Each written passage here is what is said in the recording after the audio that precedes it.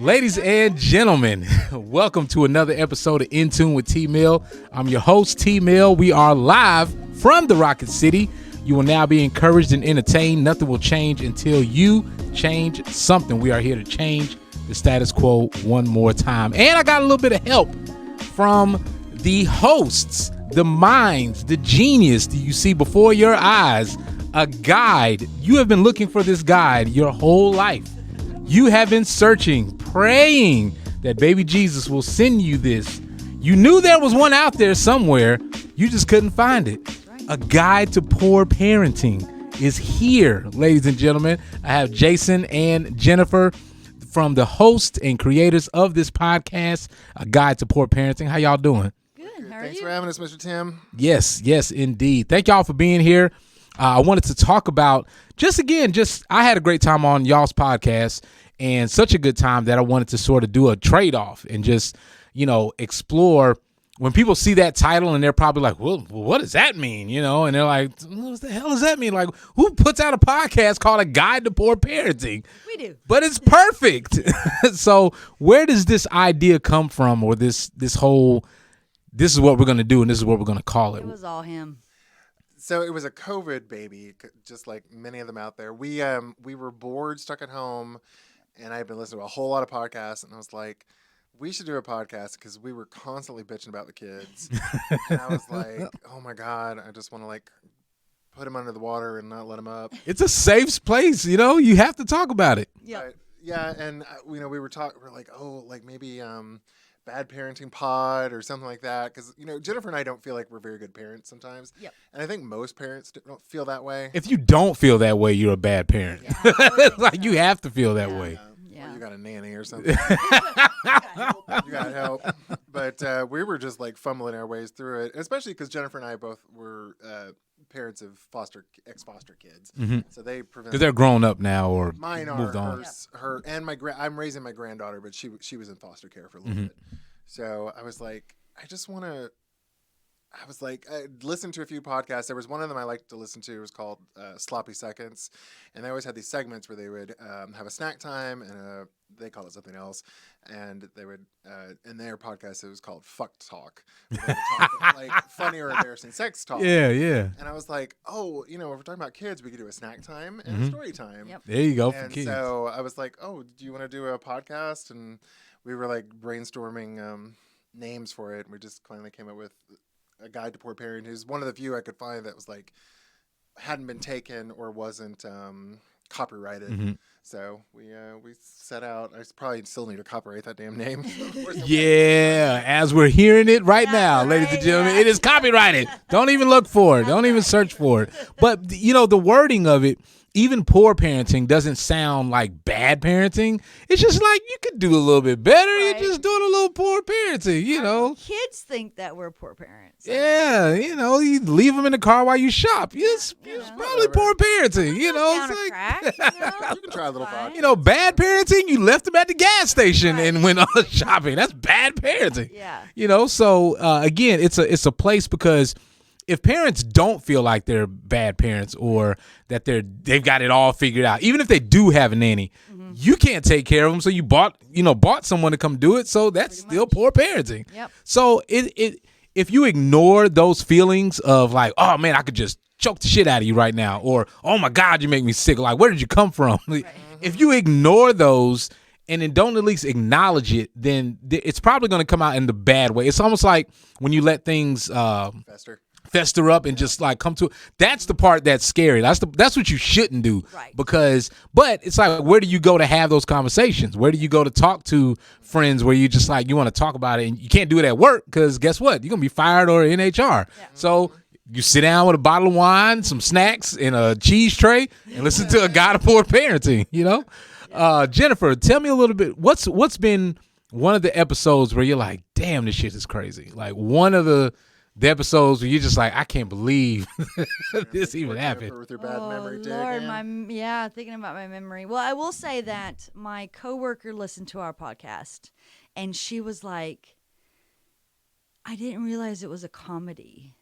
And I was like, yeah, we're kind of making fun. She's like, I thought you were being serious and that you were a poor parent. And I'm like, well, I probably Whoa. am. But, we made this because we wanted to laugh. Yeah. And we wanted to tell other people that they're not alone. Maybe she was trying to be a poor parent, and she's just like, I really want to figure out how to be the poorest parent I can. Her kids are in college now, so she can feel that way because, Yeah. they're gone. They actually went and did something, so that's good. But, she really did think that it was serious. I'm like, no, you know me, I'm a joker. I like to have fun. Yeah. But we wanted other There's parents. a teddy bear on the front of the cover, Yeah, for God's sake. exactly. Mom juice. I mean, come on.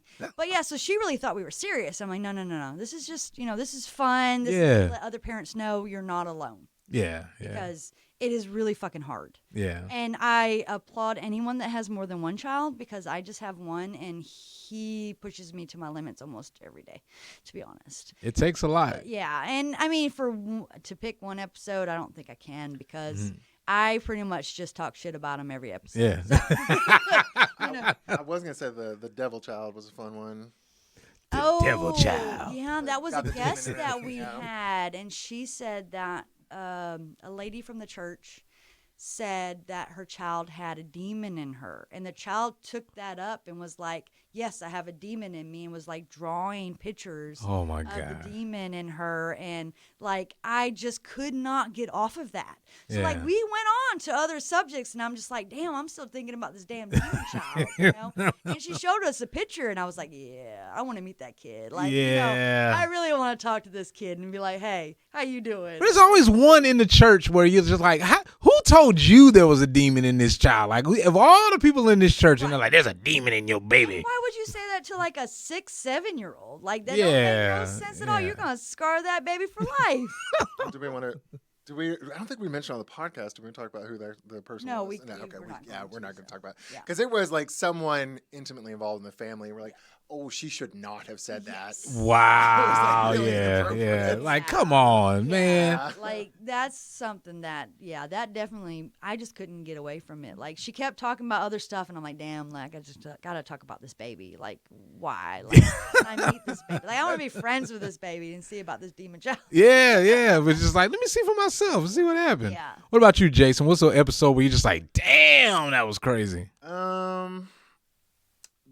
So I recently started doing stand-up comedy, and I took a class through Shenanigans, which is a local improv theater. Phenomenal place. Yeah, love them. And one of the ladies I took a class with, her name is Melissa, and she's like probably early 60s, late 50s.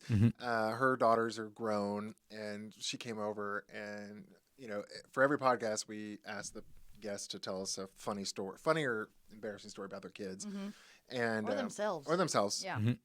And she told us about how when her girls were, I don't think they were teenagers, I think maybe like tweens. I think they were tweens. Yeah. So like maybe like 10 to 12, somewhere in there.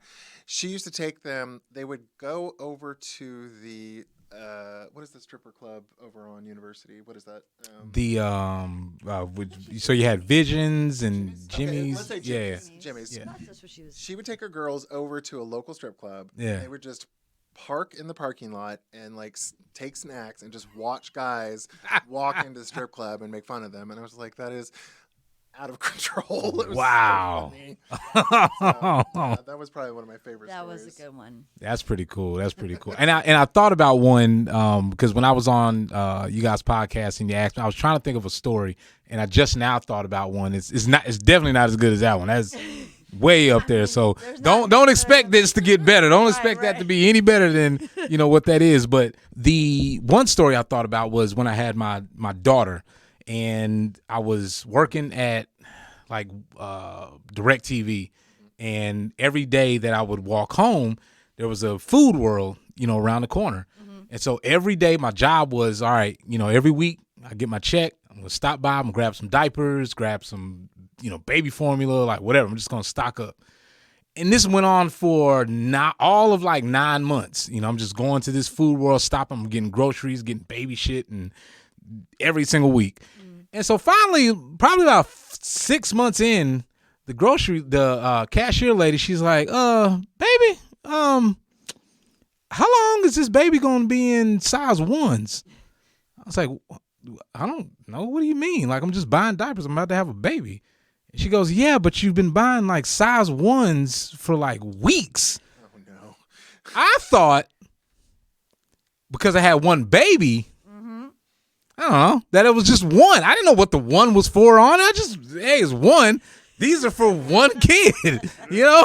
The two is for 2 kids. She's like, yeah, baby, those are the sizes. Like, what do you mean? So I had a closet full of fucking size 1 diapers. Oh, wow. And my daughter came out.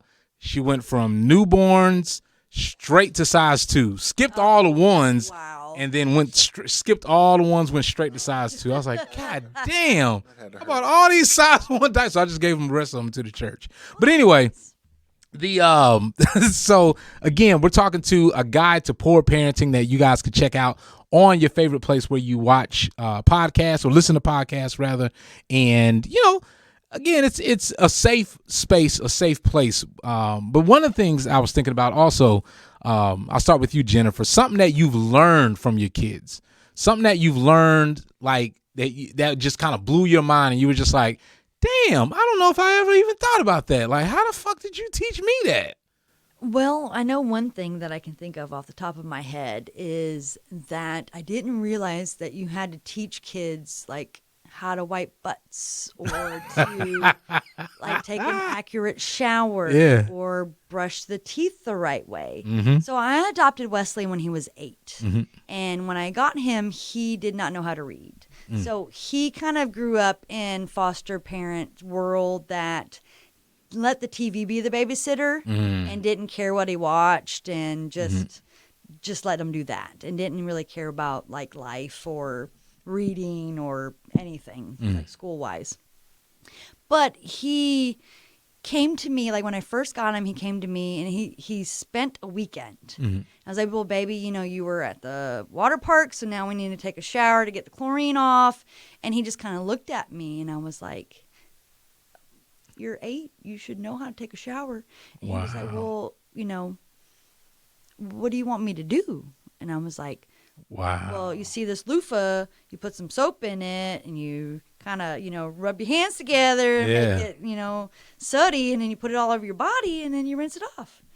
Oh, okay. That's what you want me to do? I was like, yeah, baby, that's what I want you to do. Wow. And I'm like, damn, like, what did you have before? And he you know, he wouldn't answer because he didn't, you know, I guess he didn't want to. Yeah. I don't know if he just didn't want to tell me or because there's a lot of things about his past that he doesn't talk about or maybe remember. But and then like he, you know, went to the like go to brush his teeth. I'm like, baby, you got to brush your teeth. Well, how long?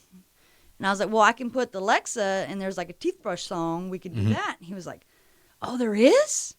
And so it played this whole song and he's just like, okay. I was like, well, you got to do each section and then, you know, like, you know, just do all the teeth. Oh, okay. And I'm just like, oh, damn. Yeah, like, you never know. You don't. And so I know like when parents like have newborns, you know, you teach them all that as they grow up, but when some you don't. Yeah, that's true. And then when you know, you don't know what they know. And it really surprised me as much stuff that he didn't know that I was like, oh, damn, okay, well, this is what we do.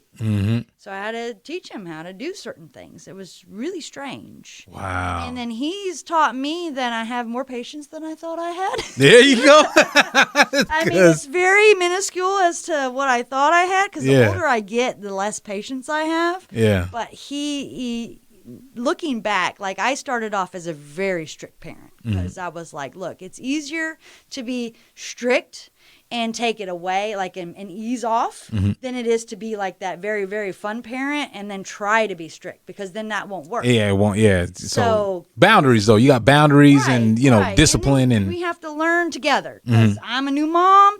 You're a new son to me. So we're going to have to learn each other.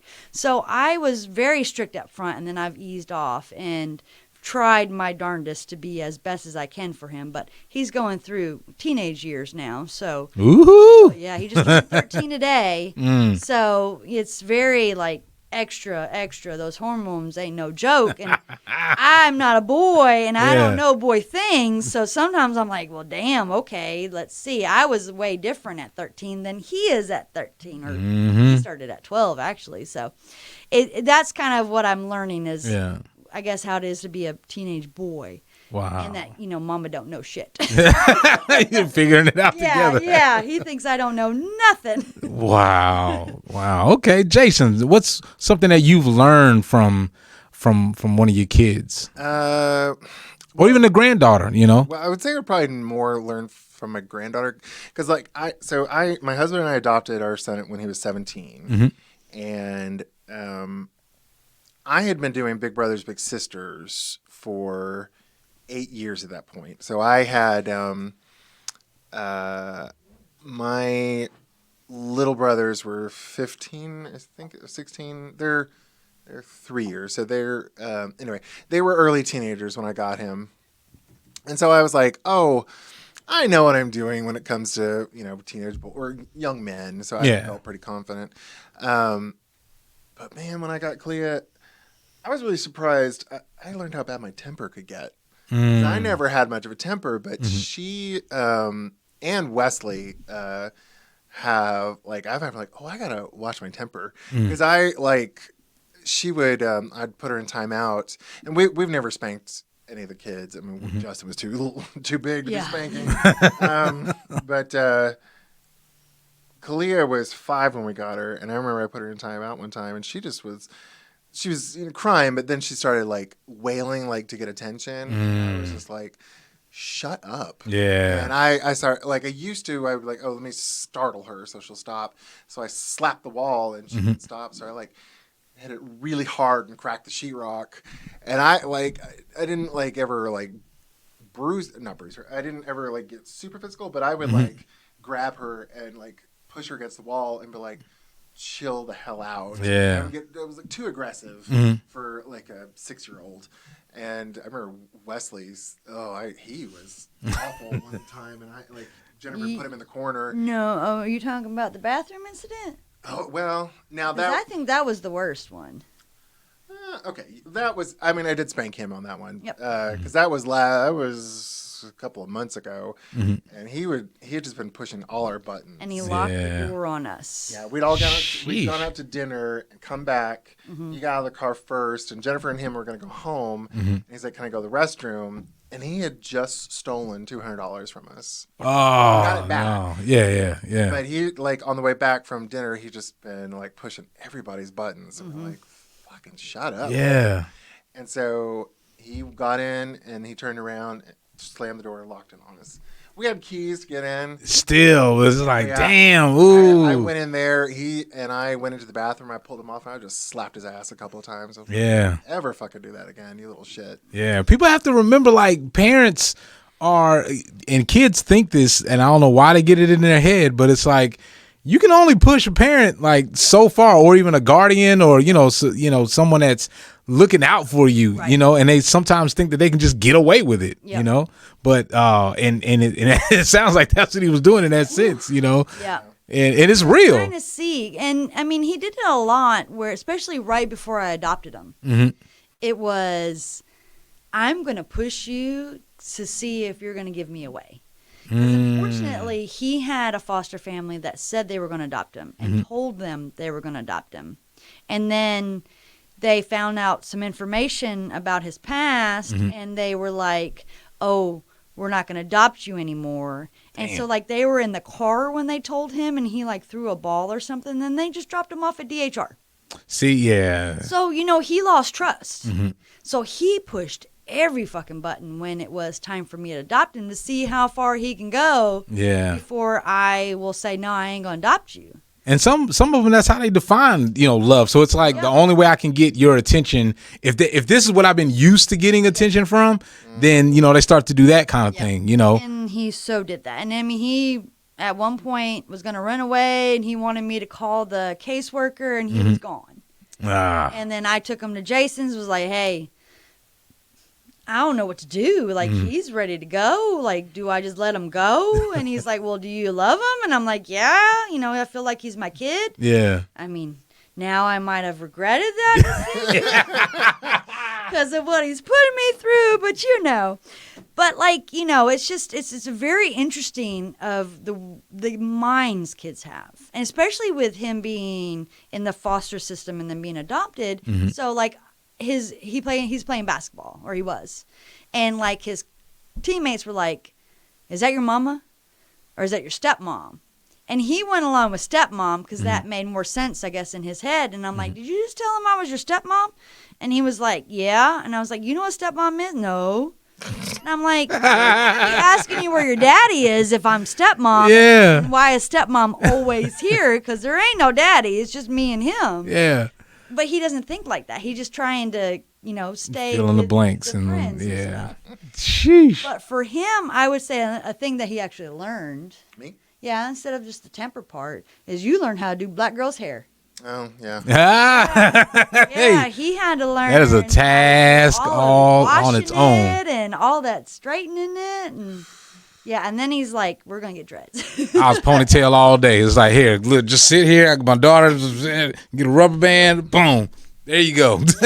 Like, Yep. I couldn't do any of it. I'm running over to my grandmother's, my mom's house, her grandmother, or someone in the neighborhood will see us come outside, and they're like, no. That ain't going out like that. So I had to take her to school early and just be like, "Oh yeah, can one of these guys come on, like, kind of help out?"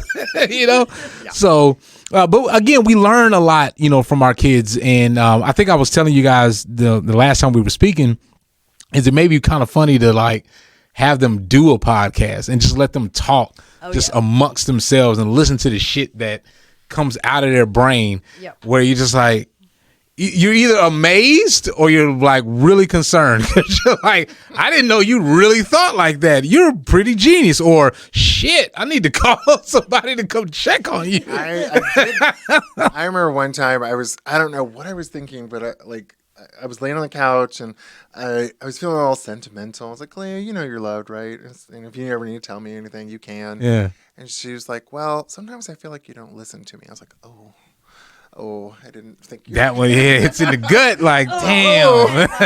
It's like sometimes you're just on your phone, you're not paying attention. Like, oh, okay, I'll be better about that. Kids will tell you, yeah. But you need that. Like, we need that, to be able to have that objective, and for them to feel confident that they can at least be honest, and you take that as opposed to, well, if I say this, you're going to use it against me, or I'll never say it again. You really want that from them to be able to be like, because again, they're going to grow up eventually and feel like they need to speak up or say something and speak out. And if you stifle that, or just like, I don't give, it's my way or no way or nothing like that, because some parents don't want to hear that shit. They're like, you're not going to tell me what I do wrong and what I don't do. Pay the damn bills in this house. I can give a damn if I don't listen to you. I ain't got to listen to you, And you start doing that, and then wonder why they don't tell you anything, So you just got to go about that way.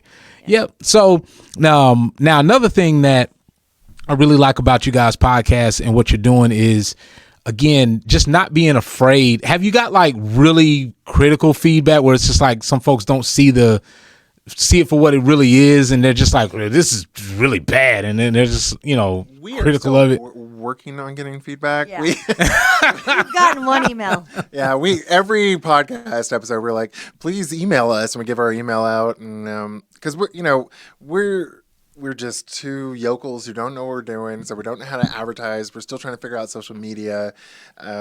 So like I advertise the podcast at Shenanigans, so I'm always like, when we got our first email, I was so excited because it was like a year and a half into having the podcast, and we got our first like listener response. I'm like, holy shit. Because we always joke on the podcast, we were like to our 11 listeners, and then the email we got said, loyal listener number 12. And I was like, oh my God. But you know where y'all should advertise it? So start doing like unconventional advertising, right? Okay. So you like sponsor a night at like, I think now the strip club on University is like Buck's Barn or Booby Barn or something. It's something stupid. Booby it's Bungalow? Like, yeah, Booby Bungalow, or Jimmy's, and like you sponsor. the booby bungalow, but like you sponsored the G-strings or something, or it's like a theme tonight, like ladies and gentlemen, tonight, all guys get in free thanks to sponsors from A Guide to Poor Parenting, or, this lap dance is brought to you in part by A Guide to Poor Parenting, like you put your logo on the G-strings or something like that, and like they're up there dancing, and it's, the drinks, there's a poor parenting drink, that you can order at the bar, and just start doing shit like that to get it out there, and or in the car line, like how the lady that got it was a teacher that got fired or something, or a parent that got fired because she had an OnlyFans sticker on the back of her on her van. Yeah. Put a Guide to Poor Parenting sticker on the van and just kind of wrap a van and just put it on there. Speaking of teachers getting fired for OnlyFans, did you hear about the most recent teacher who got fired for OnlyFans? Rachel Doziel. The white lady that pretended to be black. Yeah. She was a teacher and had an OnlyFans that got fired. Yeah. Oh, she's got issues. She's got issues because, listen, I got to tell you, like, there were some teachers where it was like, you know what? You should have an OnlyFans, And hers like leaked like a year ago or something when she started it. So I don't even know how they hired her as a teacher because everyone knew she had an OnlyFans a year ago. And she had all that drama before that too. It was all the drama, and the one that she leaked last year was just kind of like, I don't know, you might need to keep those photos like to yourself because this ain't looking. It was like she didn't know how to stand. She didn't know how to like pose or anything. So it was like really awkward. And it was like, you got bad lighting. Maybe you should do some pull-ups or something. I don't know. But then you had to teach her in, I think, Missouri or Minnesota. She made like $1 million a month on OnlyFans. And what the hell is she doing teaching? Exactly. Oh, fuck them she kids. Don't need to get paid. She was making like $1 million. Well, she made $1 million in a month.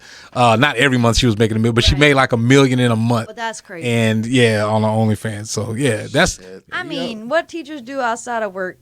As long as you teach my child right. I don't know. I mean, if I found out one of my kids' teachers was a drug dealer, I'm like, yeah. I'm talking about OnlyFans, not drug dealers. Well, it's a different kind of drug. It's it's sex drug. If you do the feet thing, that's fine. Yep. Ain't got shit, nobody if knows your feet. were I a woman, I would be selling my feet pictures so quick. You more know. If Jennifer weren't having bunion surgery, I'd say the same thing. Why you Speaking have of feet, business out there like Speaking that? of feet, Damn. Let's get some pictures for the podcast. There we go. Yeah, go ahead. Roll that beautiful foot footage. So Beautiful bunion footage. No. oh man, let me hit the foot cam. No, so I got the boots on. I can't see that right now. can't see a damn thing. Unless you want to see my furry hobbit feet. Come on. Yeah, yes. Well, make sure you guys are subscribing to the Guide to Poor Parenting. Again, make sure that you are giving them that feedback. And that's when like people are listening. You start to piss people off and you start to get really, really bad reviews or emails, and they're like, we're pissing somebody off. We're doing good. Okay. And it's because I think that it's just a really great approach to, there's just so much, people are scared to have an opinion. Oh, yeah. They're going to get canceled, or no one's going to agree with them, or this is not politically correct, or I'm not supposed to say that. I want to, knock my kid up beside the wall today. These are real thoughts and real feelings that people have. And if you don't have spaces where people can talk, agree to disagree, whatever that is, then again, it's just going to make people a whole lot more stressed out. They start doing way more drugs than they should. Right. And, they just, start doing OnlyFans in their 50s. Right. So like, after they pretend to be black. Right. So, that it's a great what you guys are doing. And I love it. And I think that people need to know about it and to have that safe space to be able to ride. And it also kind of like a therapy, because it's like if you're driving home and I'm listening to some of the episodes while I'm riding home, I'm just like, this is the best shit ever. Like, you're not alone in the world. Yeah. You're like, somebody else thinks this shit. It's just not me, and because there's no place for you to talk about it. Right. So what's next on the podcast? Like, is there any plans for like a poor parenting retreat where all the poor parents, they sign up for like summer camp, and it's just like the poor parenting summer camp? So we're finishing up season 3 right now. We actually just recorded an episode about 4 hours ago. Made some homemade soft pretzels. Ooh. Oh, I know. We should have brought one. Sorry. They were all See, ate up. y'all are the poor parents. This is the poor podcast. Like, we don't even have snacks. Like, You got drinks. I mean, I don't know if I'm supposed to be able to show that or not. it's all good. Cut the check. But So the goal for next season is we're going to try and do some... YouTube, right? Yeah, we're going to migrate over to YouTube. Okay. Probably just like a static image with like an audio form on top of it. I'm going to migrate all our old ones over because, Google Podcasts is going away. And yeah. I told Jennifer I want to start doing some TikToks. So like, every episode we have a cocktail and I was like, oh, we should do like a wine review for whatever we're drinking. For It's sure. gonna be boring because it's gonna be, it's wet. And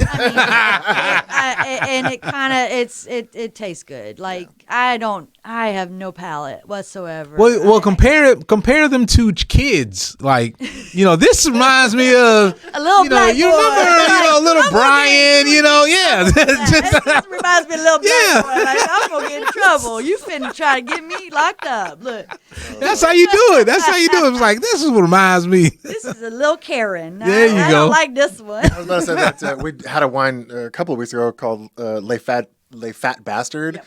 And it was like, oh, this is like a boring little fat white boy right here. Yeah, it was- Who's Let like, that bastard. no personality. No. That's a good idea. But yeah, I'm also thinking we're probably going to start going to. So we're friends with the owners of Shenanigans here in Huntsville. So I think we're going to try and start doing some.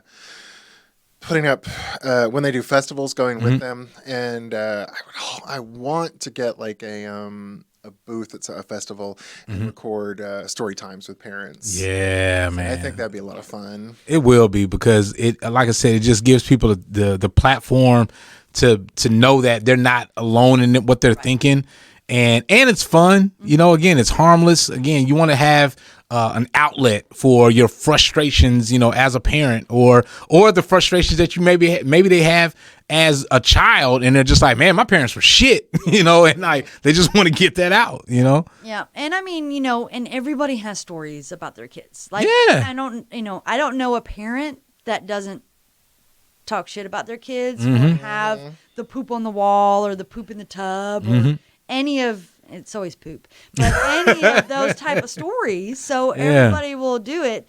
This is my first time on camera, so I'm particularly not excited about the camera part, but I've told him I'm not going to do any reviews, so he can just watch it all and just tell me if I need to redo it or whatever. But see, this doesn't give you hope about the potential of this. I don't know what will. And so when you're thinking about what you're anxious about, or what when you're trying to promote something, or you're trying to like get the podcast out there, and then there's this lady that created a poop knife, and it's literally a poop knife to cut your poop when you poop. Oh, you got them big turds. Yeah. And she's like selling the shit out of it on TikTok. She's got commercials. Oh, wow. She's got sponsors. She's got like Valentine's clearance specials, like 20% off. And like, she's so excited about her poop knife. And it's like, no matter what you're selling in the world, if you're not that excited about it and don't believe in it that much, I mean, God's sake, she's talking about a shit knife, like just to like cut it, So you have to approach, I think, everything with that same amount of excitement, and you want people to know about it. You want to talk about it. You want to go on tour. She's doing festival. Again, she might be at the next festival, and she's got like a booth, and she's like, hey, stop on by and try this poop knife. Like, Try a poop knife. Now she's shat on a plate, and then you get to cut it right there. That's how you do it. Or, follow the dogs. There we go. Pick up the poop, There you go. I'm helping her out now. Whatever. I mean, I see all these people with podcasts all over TikTok and Instagram, and I'm just like, half of them are just like, these motherfuckers aren't funny. no, they're And not. I'm like, if they can do it, we can do something too. Well, I mean, I feel like I'm funny, but I just, it's the visual part. Like me not having to see me, I'm good. See, that's how so fine. Jason already gave me the cheat He code, already so knows. And yeah. he knows how I am, and he knows what I'll do and that what I will not. Like, I'm not going to read nothing. So we're going to have his husband do all that. Listen to it. Because we both don't like the sound of our own voices. I don't think anybody in this I don't space think loves so likes to either. hear their own. Well, I you can't know, do it. So, I'm okay as long as I don't have to watch it. Yeah, you just hide the cameras, you know. right. So hide your kids, hide your wife, hide the cameras. That's right. And- I'll say the one big thing I would like to, if we can get we're probably at about 13 or 14 regular downloads every episode. When we get up to about 30, which I think we'll get there hopefully next season. And even if we don't, like, I'm just having a blast. We're just, we're drinking. That's the talking most shit, important part. and it's just a And little just letting bit. it out, like you said. Yeah. And we've met a lot of fun people. Oh yeah. So- especially you. Like you were one of my favorites. Like Oh, I appreciate- was like, damn, I like talking to him. And then when he was like, hey, you want to do this podcast? I'm like, shit, that's the night before my surgery. I ain't gonna go sleep no way. So let's go. Because I had so much fun talking with you. I I had a good time we were too. vibing very well. Yeah, yeah. It was a blast. Yeah, and the wine made it easy too. So, have some good wine, good food. And again, it's a great way for you guys to, again, listen to something, enjoy it, have a good time. And I think that it's, again, going to blow up. It's going to be a great podcast. I was trying to remember the guy's name, but he does the simplest TikTok or Instagram videos where he's just reacting and he's just kind of like watching, he's at a construction site and he's got his construction outfit on. He's just watching dumbass construction videos and it's the expressions on his face of watching people do stupid about, shit. Yeah. And he'll do that and he's always got on this like blue sweater. So it's like and again, me thinking about it, it's like, how many times have you been out and you're just like watching parents or kids and you're just like, the hell is going on here? Like, All the time. the hell? Like, Yeah. what is she doing up there? Right. Why is she letting that baby just do all that bad stuff? Like throwing shit on the floor long as they like or something on the good. in Kroger's, just throwing stuff on the floor. No. Yeah. can't do that. I wish they had like a belt that would like reach over the aisle. So when you hear that child, "Ah!" and you're like, whoosh, and then you like reach over that. You know what I mean? It's like an Indiana Jones whip. Right. over the aisle, and it just magically skips everybody else, and it gets that Right, one that kid kid. that's Yep. acting an ass over there, and you just pow, Yeah. and you're like, thank me, you're welcome. So So it feels, my heart breaks every time I see, especially when there's little babies, like 2 or 3 year olds, when they can't really help themselves. Yeah. The parents are just mortified, but they can't like get away from anybody. I was like, oh, I feel bad for you. yeah, you just got to do it. Yep. So, A Guide to Poor Parenting, make sure you follow it, rate it, subscribe on whatever platform you listen. I'm sad that Google Podcast is going away because that's how I listen to my podcast. I just like it. Going to YouTube Music. Oh man, yeah, but it's, to each his own. The different strokes, different folks. Wherever you listen to your podcast, and soon coming to YouTube, the videos you're gonna get to see Jason and Jennifer on video and some TikToks and Instagram. How can they follow you on social media? We're Guide to Poor Parenting on Instagram and Poor Parent Pod on Facebook and and X. So we're still posting. We're posting mostly to Instagram. It's like a lot of our like what we're drinking and eating. Right. It's the food and the drink, and then pictures of us and the cat because he picked up the cat the other day and was like, "This is the hellion that makes all the noises." So I The cat wants to be on the pod too. Like, yeah, I mean, I don't mind. He's the one that is like, no, we shouldn't have him. Yeah, I'm but mama, so I'm like, There you go. Stay, I'm Little okay bit with of the cat. My resistance. son can't stay, but the cat can stay. damn. That's just how Oh. it is, Well, Don't talk back like boys do. this is true. This is true. don't flick you off. Yeah. They don't lock you out of so Yep. you guys, thank you for again being here. Thank you for creating this podcast and giving people a place to listen, express themselves, and just do something normal. I mean, everything is really, really so like censored and PG and all this shit, and you just need somewhere where again adults can be adults and listen and hear their thoughts and just have those conversations and again be vulnerable in the sense to be like, look, I'm not perfect, this is what I'm struggling with, or this is some real shit. You make light of it, you have some fun, have a drink, have some snacks, and enjoy it. So A Guide to Poor Parenting podcast, ladies and gentlemen. Thank you, Jason and Jennifer. Thank you, Tim. All right.